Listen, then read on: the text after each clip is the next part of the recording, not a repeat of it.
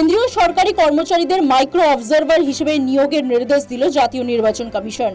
পশ্চিমবঙ্গের জন্য প্রায় 2500 থেকে 3000 মাইক্রো অবজারভার নিয়োগ করা হবে, যাদের কাজ হবে মূলত শুনানির সময় ইআরও ও রোল অবজারভারদের সাহায্য করা এবং গোটা প্রক্রিয়াটির নজরদারি করা।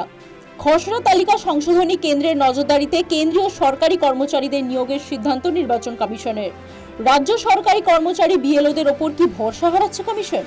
এদিকে সামনেই রাজ্য জুড়ে মাধ্যমিক পরীক্ষা। এই পরিস্থিতিতে এসআইআর আবহে রাজ্যের স্কুলগুলিতে শিক্ষক সংকট দেখা দিয়েছে। বিষয়টি জানিয়ে নির্বাচন কমিশনকে চিঠি মধ্যশিক্ষা পর্ষদের। মধ্যশিক্ষা পর্ষদের এই পদক্ষেপকে সমর্থন জানিয়েছেন শিক্ষামন্ত্রী ব্রাত্য বসু। পাশাপাশি তিনি অভিযোগ করেছেন, শিক্ষা দপ্তরকে চিঠি না দিয়ে শিক্ষক শিক্ষিকাদের ভোটের কাজে ব্যবহার করা হচ্ছে। খসড়া তালিকা প্রকাশের পর একের পর এক বেনিয়ম সামনে আসছে। প্রতিবেশীকে বাবা দেখিয়ে খসড়া ভোটার তালিকায় নাম তুলল ছেলে। পূর্ব বর্ধমানের মেমারির মহেশডাঙ্গা ক্যাম্প এলাকার ঘটনা। জানা গিয়েছে, পবিত্র বিশ্বাস নামে এক ব্যক্তি প্রতিবেশী প্রমোদ বিশ্বাসকে বাবা ও তার স্ত্রী লালমতি বিশ্বাসকে মা হিসেবে দেখিয়ে এনুমারেশন ফর্ম পূরণ করেছেন। ধূপগুড়ি পুরসভার নন্দলাল রাম নামে এক জীবিত ব্যক্তিকে মৃত হিসেবে উল্লেখ করা হয়েছে বলেও অভিযোগ।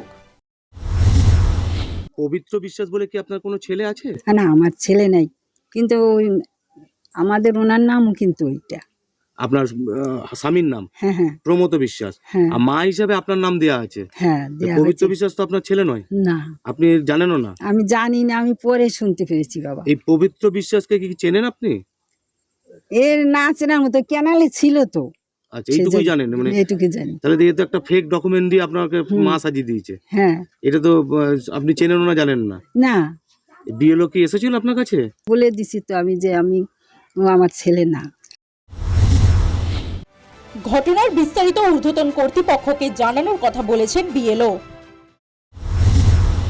পবিত্র বিশ্বাসের বাবা প্রমথ বিশ্বাস আমাকে এনামুরেশন ফর্ম ফিল আপ করে যে লিঙ্কেজটা দিয়েছে সেই মোতাবেক প্রমথ বিশ্বাস আমার পার্টিরই বাসিন্দা ছিলেন 2002 সালে।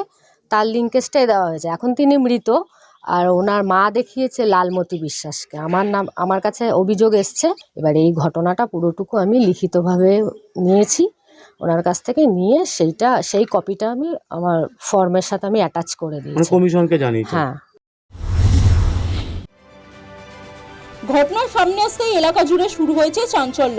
প্রশ্ন উঠছে, কিভাবে জাল নথি দেখিয়ে এনুমারেশন ফর্ম পূরণ করতে সার্থক হলো এই ধৃত? কারাই বা ধৃতের বৈধ নথি বানাতে সাহায্য করলো? News time.